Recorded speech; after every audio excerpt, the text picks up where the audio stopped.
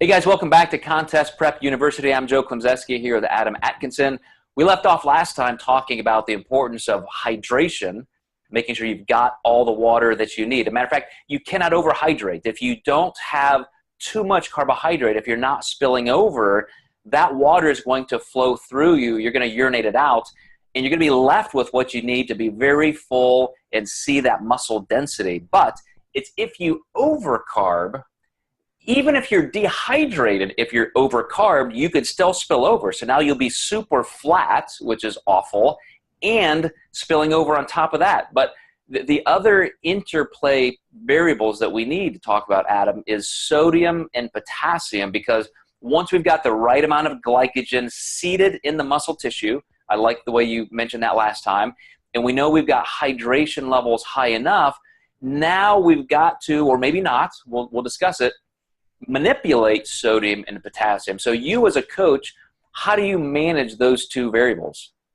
Yeah, so more so we're managing sodium all through the week during the contest, or during the week. So what I have people do is just track their sodium and track their water intake the week leading up to peak week, and then we kind of find a good shelf for where they normally eat.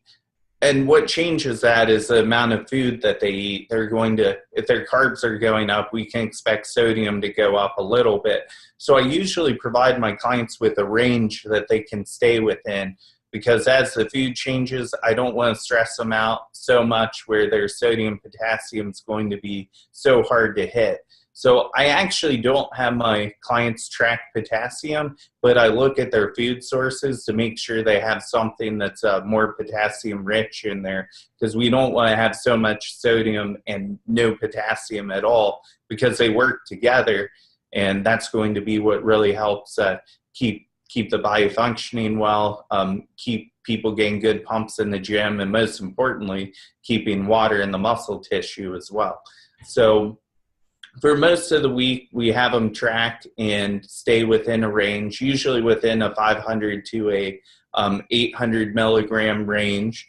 And then on show day, we really manage like what type of food they eat. Is it potassium rich? Also, how much of that food they eat. So we're not eating so many carbs that they spill over and get away from that morning tightness. But we also have to make sure that when they're pumping up, when they're going to check-ins, they're not doing so much activity, that they're depleting glycogen that day and getting flatter as the day goes on. So the sodium and potassium is one of the main things we manage. If someone skips a meal, I might give them salt, or maybe even give them additional salt to that meal. One of my go-tos has always been Morton Light salt, because it's 50% sodium and potassium, and if you can use that, you can always guarantee that both of those variables are going to be on point. A lot of people will use just plain table salt, which I think is fine too, but I always like that extra benefit of, if someone switched a meal out and I didn't know about it, they're having that extra potassium from the salt, and it's a healthy level of potassium. They're not just taking like potassium tablets like you see a lot of coaches do, because they're getting that sodium with the potassium, so it's safer than if you're just like chugging down potassium like you see a lot of people do, which can cause a heart attack if you're cutting water or anything like that. Right. And, I remember it was probably at least 15 years ago when I wrote some articles talking about using Morton's light salt because of that balance of potassium and sodium. And then what I found out is people were using it so sparingly, so judiciously, that they almost weren't getting enough sodium.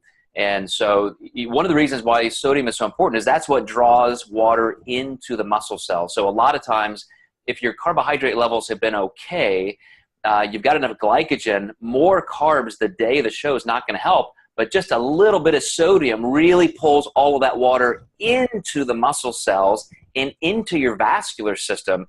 So we'll talk about that next time a little bit more, guys, in the strategies that we move forward with. But you definitely do not want to limit your sodium. So stay with us, and we'll talk about that next time.